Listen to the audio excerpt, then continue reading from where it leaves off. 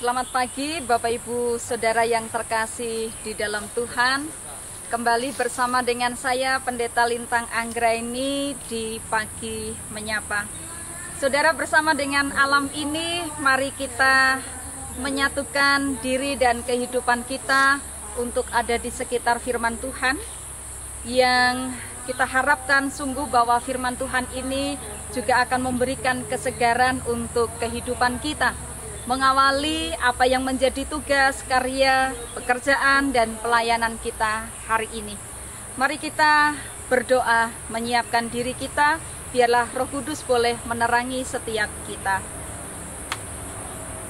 Kami bersyukur hari baru pemberian Tuhan yang sudah Engkau nyatakan dalam kehidupan kami. Terima kasih untuk pagi hari ini, hari pemberian Tuhan dengan berkat yang menyertai kami. Biarlah pagi hari ini kami disegarkan oleh kebenaran firman Tuhan yang akan menuntun kami, mengarahkan kehidupan kami, supaya setiap perjalanan yang kami lalui sungguh perjalanan yang menjadi berkat. Mohon berkat di dalam nama Tuhan Yesus Kristus. Amin.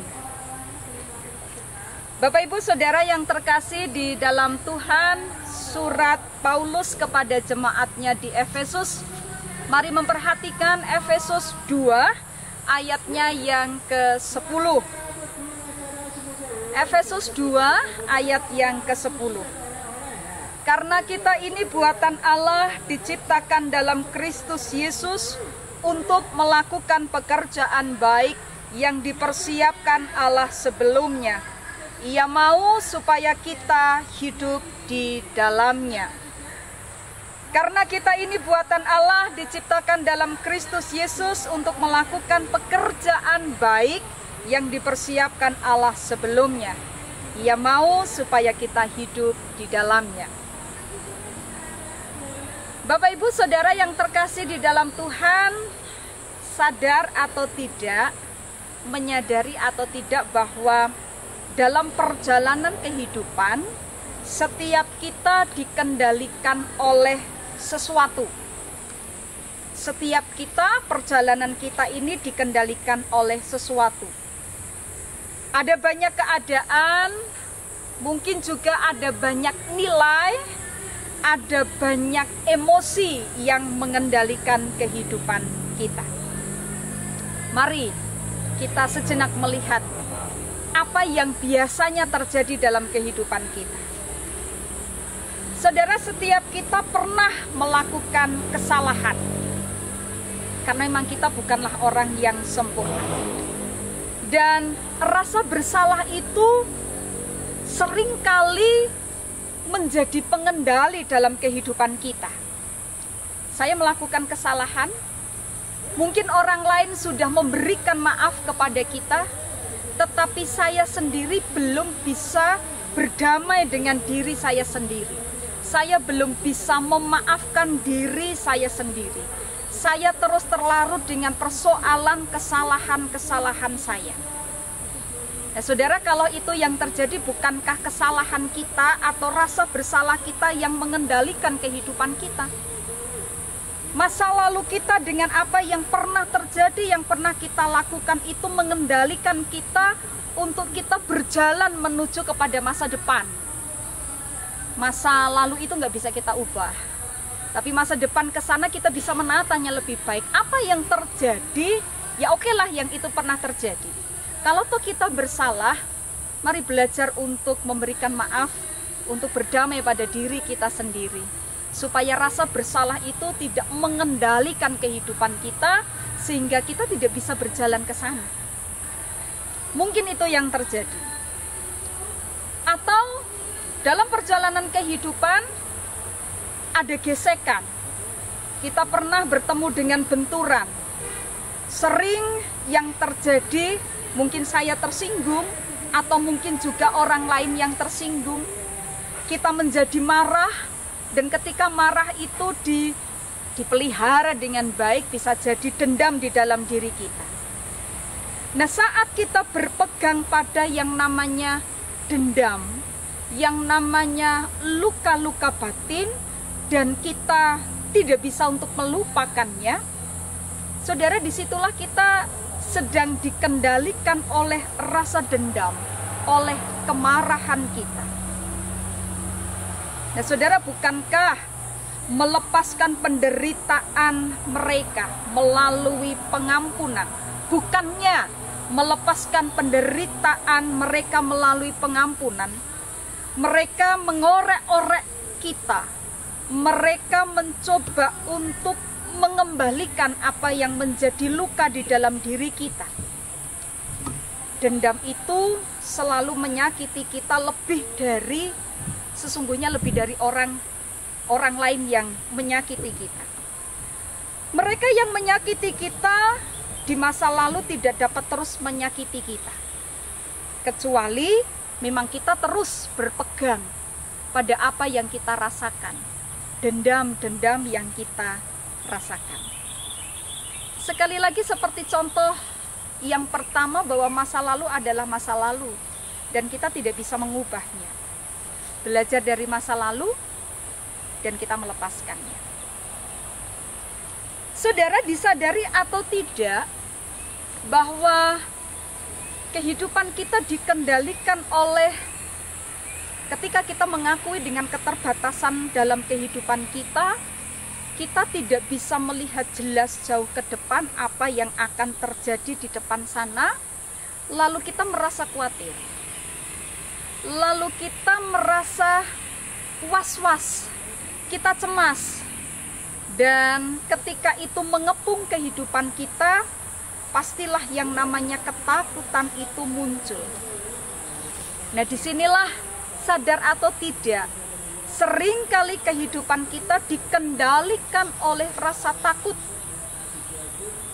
Sehingga rasa takut yang mengendalikan kehidupan kita seringkali membuat kita kehilangan kesempatan-kesempatan besar untuk kita bisa maju, untuk kita bisa mencoba, untuk kita bisa berpetualang. Karena yang ada ya kekhawatiran kita, kecemasan kita, ketakutan kita, kita tidak mampu untuk melawan semuanya itu. Atau mungkin malah mengibarkan bendera putih, bahwa kita mengatakan di dalam kekhawatiran, di dalam ketakutan kita, ya sudah sampai di sini saja. Kita tidak berani untuk kemudian maju. Memang kita terbatas, tidak pernah bisa mengerti apa yang ada di depan. Tapi ketika kesempatan itu ada, kenapa kita tidak mencobanya untuk kita berjuang? Kenapa kita tidak mencobanya untuk kita memberikan petualangan-petualangan kita dalam kesempatan-kesempatan besar di dalam kehidupan kita? Saudara, bukan hanya hal-hal yang menyangkut hati, rasa bersalah, dendam kita, dengan masa lalu kita, dengan kekhawatiran, kecemasan, ketakutan kita. Tetapi kadang-kadang juga di dalam kehidupan kita, tidak sedikit orang hidupnya dikendalikan oleh yang namanya materi. Kita punya yang namanya gaya hidup materialisme. Dan hal ini yang mengendalikan orang untuk selalu menginginkan lebih. Karena ada pemahaman bahwa ketika saya memiliki sesuatu yang lebih, itu bahwa ada kebahagiaan di sana ketika, apalagi materi yang lebih. Toh saya bisa ini, saya bisa itu, saya bisa membeli ini, saya bisa membeli itu. Orang menempatkan kehidupannya pada materi. Orang kemudian dikendalikan oleh materi. Bukankah kita ingat bahwa kekayaan itu dapat hilang dalam sekejap? Tentu dengan begitu banyak faktor yang tidak bisa kita kendalikan. Materialisme bisa mengendalikan kehidupan kita. Materi kita, kekayaan kita bisa hilang. Apa yang kemudian menjadikan kita bahagia kalau kita punya pemahaman bahwa ternyata apa yang lebih itu bisa membuat kita bahagia? Saudara, itu sekedar contoh. Masih ada banyak daftar lain yang bisa kita buat, yang sering kali mengendalikan kehidupan kita. Bapak Ibu Saudara yang terkasih dalam Tuhan, hidup bergerak dengan tanpa arah, dengan tanpa arti. Bukankah hidup yang seperti itu adalah hidup yang sia-sia? Bukankah yang kita mau adalah hidup itu bergerak, terus maju dengan memberikan pertumbuhan, dengan memberikan perkembangan, dan menghasilkan banyak buah. Dan saudara, tidak ada yang lebih baik yang bisa mengendalikan kehidupan kita di luar kita tahu apa yang sesungguhnya menjadi maksud dan rencana Tuhan dalam kehidupan kita. Tuhan sendirilah yang sesungguhnya mengendalikan kehidupan kita. Sehingga mengetahui apa toh sebetulnya tujuan kehidupan kita, itu akan memberikan makna bagaimana saya melangkah. Hidup tidak memiliki tujuan, hidup tanpa tujuan, hidup tidak punya makna, ya, saudara, kita tidak akan bisa mencapai apa sesungguhnya yang terbaik dalam kehidupan kita. Kalau kita mengetahui tujuan kita, maka sesungguhnya tujuan kita ini akan menyederhanakan kehidupan kita. Jadi kalau saya kepengen apa? Saya mau ke Jogja gitu. Nggak mungkin kemudian saya ke Jakarta dulu gitu ya. Terus apa misalnya mampir Semarang dulu.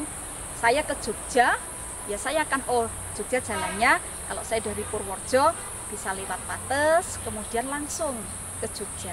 Jadi menyederhanakan kehidupan kita. Yang nggak penting-penting itu nggak usah kita lakukan. Nggak usah kemudian kita membuang banyak sekali kesempatan waktu yang memang berharga untuk kita melakukan yang memang tidak bermakna dengan kehidupan kita. Mengetahui tujuan kita itu akan memfokuskan kehidupan kita. Kita akan memberikan konsentrasi pada usaha, energi kita, apa yang penting. Sehingga memang apa yang efektif kita lakukan dan kita akan selektif dengan banyak hal. Apa yang disampaikan Paulus kepada jemaatnya di Efesus hari ini disampaikan kepada kita. Karena kita ini buatan Allah, diciptakan dalam Kristus Yesus untuk melakukan pekerjaan baik. Ini tujuannya. Yang dipersiapkan Allah sebelumnya. Dan Ia mau supaya kita hidup di dalamnya. Hidup kita dirancang oleh Tuhan sedemikian rupa. Dengan apiknya. Dan saudara, biarlah hidup kita dikendalikan oleh tujuan yang indah ini, tujuan yang apik ini yang sudah diberikan Tuhan kepada kita. Kita melakukan setiap perbuatan baik kita, supaya di sana kita akan menjadi berkat. Hidup kita sesungguhnya dikendalikan oleh tujuan yang dari Tuhan. Selamat berproses, selamat pagi dan Tuhan memberkati kita. Kita berdoa. Terkadang tidak kami sadari ada banyak hal yang mengendalikan hidup kami.